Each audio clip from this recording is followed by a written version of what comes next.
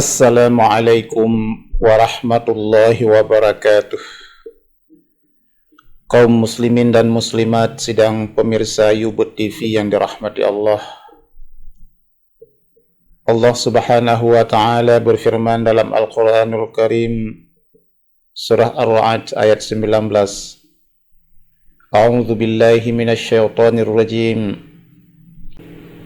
أفمن يعلم أنما أنزل إليك من ربك الحق كمن هو أعمى إنما يتذكر أولو الألباب.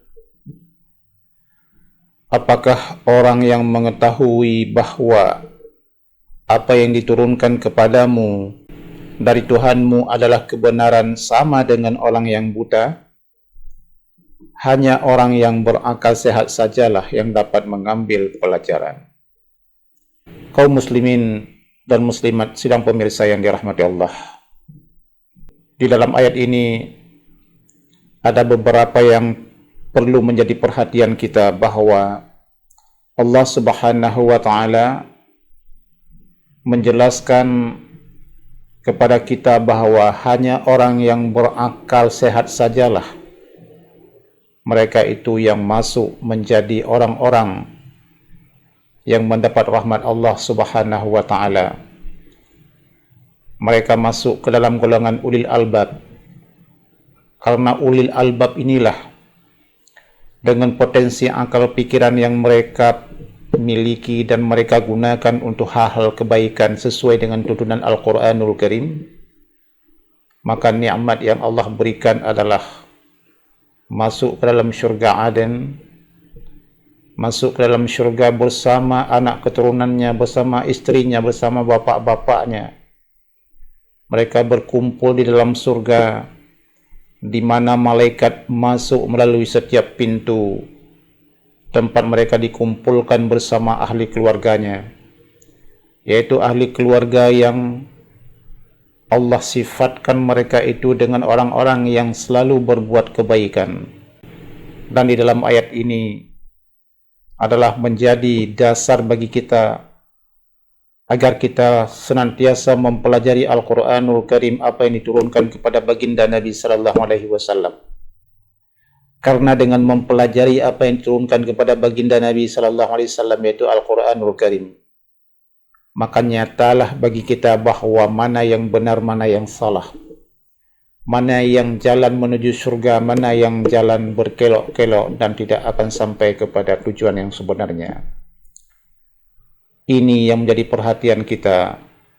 Hanya dengan mempelajari Al-Qur'anul Karim, mempelajari cara baca Al-Qur'anul Karim dengan baik dan benar sesuai dengan ilmu tajwid, belajar arti-arti Al-Qur'anul Karim, selanjutnya kita pelajari melalui tafsir Al-Qur'anul Karim, maka insya Allah akan terhimpun di dalam pribadi kita ini sifat-sifat dari ulil albab. Di dalam surah Ar-Ra'd ayat 20 sampai 22 akan kita bahas secara mendetil tentang 8 sifat ulil albab. Sifat ulil albab yang pertama adalah mengurus urusan janji. Sifat ulil albab yang kedua yaitu mereka yang senantiasa menyambung tali silaturahim. Berikutnya, mereka yang takut kepada Tuhan mereka dan takut juga kepada soal hisab yang jelek.